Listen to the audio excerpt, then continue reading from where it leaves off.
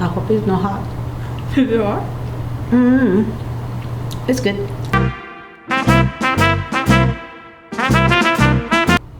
Hi, I'm Luz Mendez and welcome to our Cinco de Mayo special where we're going to be here making crafts and cooking and learning more about the history of Cinco de Mayo with our Spanish teacher, Miss Tate.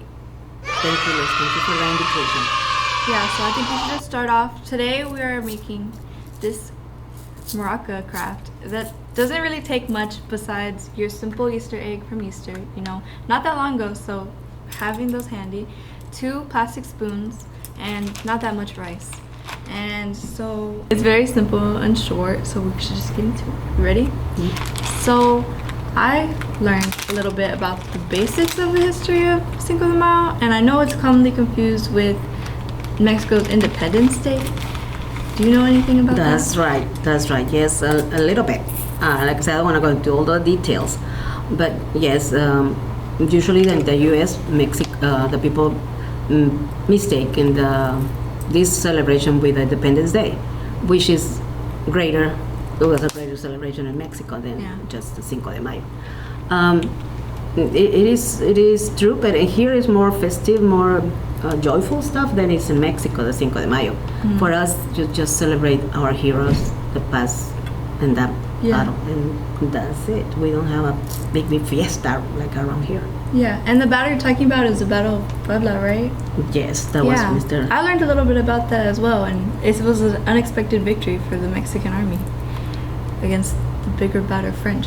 That's right. At that time, France tried to expand their territory, so they came to America, not just to Mexico, but also to the north part of America. Mm-hmm. At that time, they ended up being in Canada, and they were coming into Mexico, and that's when Mr. Ignacio Zaragoza, the general that won the victory for Mexico, was from Texas. He was born in Texas, but his family moved to Mexico, and they helped Presidente Benito Juarez to fight against the French people at that time.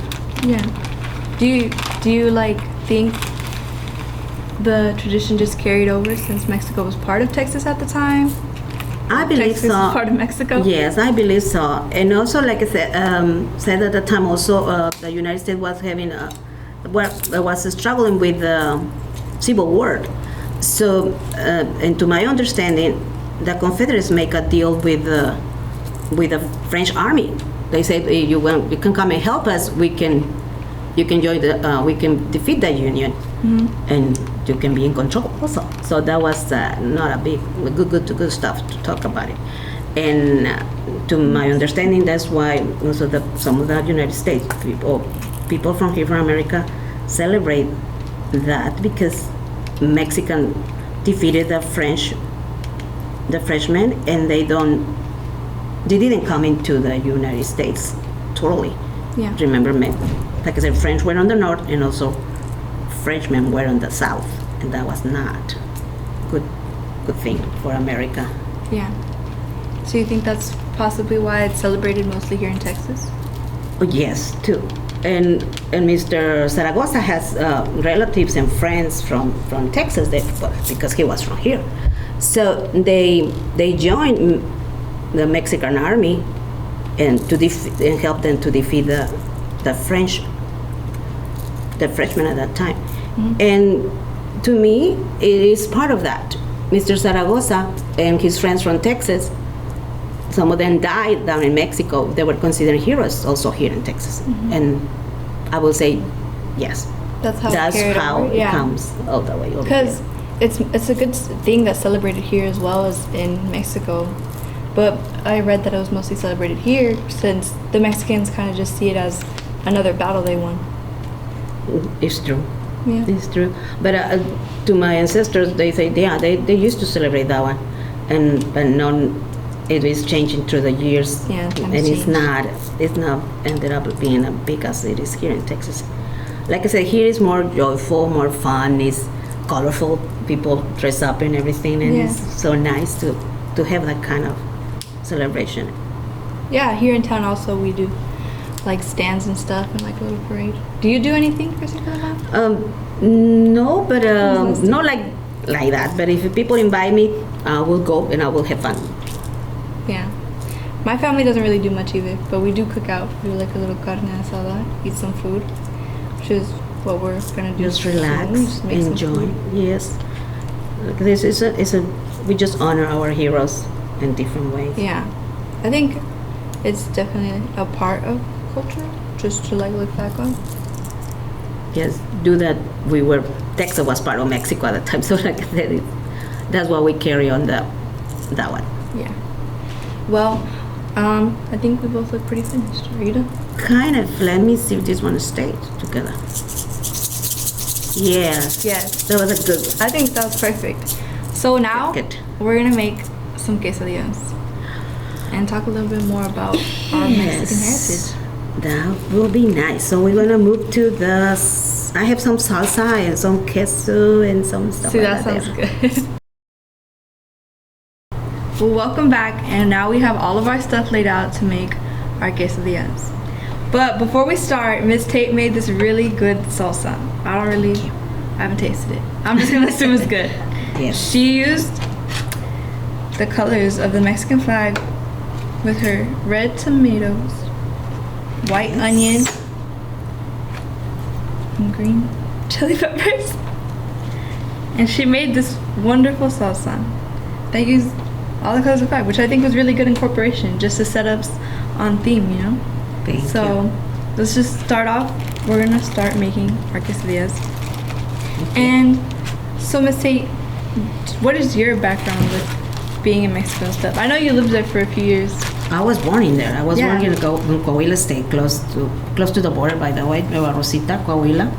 And but we moved to when I was in college, we moved to Saltillo, the capital city of the state of Coahuila. And we are being from the north part of Mexico, we love flour tortillas. Most of the Mexican people, we eat corn. Well, corn is a product from America. But we prefer this Texas style food. Yeah. And we have a different blends here of cheese, and we put it in there. We folded the tortilla, and then we have a quesadilla. It is very good. It's an easy way, to have a little meal without worrying too much about cooking. Yeah. I think that fits right into theme, saying that we are And we talking about Cinco de love it. Mayo, saying it's a very Tex-Mex holiday. It is. It is. Tex-Mex snack. Yeah. Did you used to celebrate with your family in Santillo? Yes, we did this one, like you said, carne, like your family, like with a carne asada, and quesadillas are also. We never miss this quesadillas in there. Yes, it's easy. Just follow. Are you? Or we can turn this one down a little bit. Maybe it's too hot. Too hot. For them. And we have our cheesy. As you can see, we've made 4, which means we're gonna eat good. But You want some more? maybe one. All right. But yeah, so that's nice. I personally, my grandparents came from Mexico, and they don't speak a lot of English. That's mostly where I learned a lot of my Spanish. My Mexican heritage comes mostly from them, but also from my mom's side. And we do a lot of things that also remind me of my Mexican culture. We play loteria and stuff. Do y'all do that? Yes, that's another thing. Since we were little, that's how we gather as a family and have some games like that, like the loteria, but never with money. My dad Never was with against. Never with money. My dad was always against gambling. Oh, our family's very poor. We play like a quarter a card sometimes. That's not nice. We play with beans and little things. Yeah, I think that's really cool. Do you have anything else you want to say? No, I just want to thank you. Thank you for this opportunity, and I'm glad that you invite me. I hope you have a nice, and joyful, and colorful Cinco de Mayo. Yeah. And you're welcome to eat some Wanna try quesadillas. one? Yeah. You want? You want? We can wanna eat them try? right now. Let's cut this and we'll come back to where we're all eating these. And you can say if it looks good or not. Yeah. So our quesadillas are all cooled down. Yes. Miss Tate's gonna dress hers up with her salsa. A little bit like this because I don't like hot spots. Texas. Yeah. I'm gonna tear them apart so you can see how cheesy they are. We're gonna give you a choose. Ooh, good. That looks so good. Hmm. Can you choose? Sure. Let me try it. Let's see. good stuff. I hope it's not hot. There are. It's good. Well, thank you for joining us on this Cinco de Thank you. Mayo segment with our wonderful Spanish teacher. Thank you. So, we would like to leave you off with one final message. You want to say it? 'Cause I need No you te to- preocupes. No te preocupes. Sé feliz. Don't worry. Be happy. And enjoy. Enjoy your quesadilla.